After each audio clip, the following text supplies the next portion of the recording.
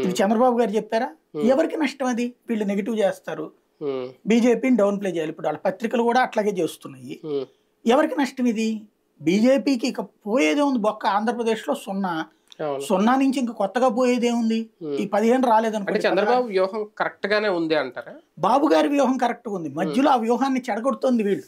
ఇప్పుడు నీకు ఎవరు మాణిక్యాలరావు నాకు బాగా గుర్తు. నేను తేజ రిపోర్టర్ గా ఉన్న రోజుల్లో జిల్లాల వారి కవరేజ్కి వెళ్ళినప్పుడు నాకు అక్కడ సహకరించేవాడు ఆయన. పేరు గుర్తులేదు నాకు. ఆయన మంత్రిగా ఓకే అయ్యాక ఆయన ఇంటర్వ్యూకి పిలిస్తే ఆయన వచ్చి మాట్లాడింది నాకు షాక్ అనమాట. సాయి గారు మీరు మర్చిపోయి ఉంటారు, చాలా మందిని కలిసేటువంటి క్రమంలో నేను ఫోటోగ్రాఫర్గా చేసేవాడిని అండి, మీకు చాలాసార్లు అక్కడి నుంచి హెల్ప్ చేశానండి, మీకు కమ్యూనికేట్ చేశానండి అని చెప్పి.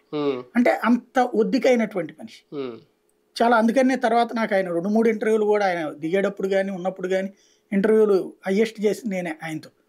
ఎందుకంటే అంత రెస్పెక్టబుల్గా ఉంటాడు. ఇప్పుడు శ్రీనివాస్ వర్మైన అంతే, లేకపోతే శివకృష్ణ రాజన్ అంతే కదా.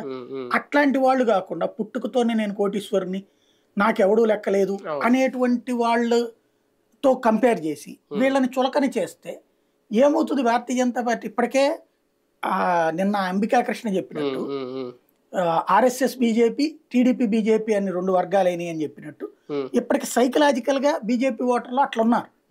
నువ్వు వాళ్ళని రెచ్చగొట్టే కొద్దీ అదే అవుతుంది కదా. అది తెలుగుదేశానికి వీళ్ళు ప్రయోజనం చేసి పెడుతున్నారా? చంద్రబాబు గారికి ఒక్క ఓటు కూడా ఈ ఎదవల వల్ల రాదు, ఇట్టడి దిక్కుమాల కామెంట్ పెట్టి ఎదవల వల్ల రాదు.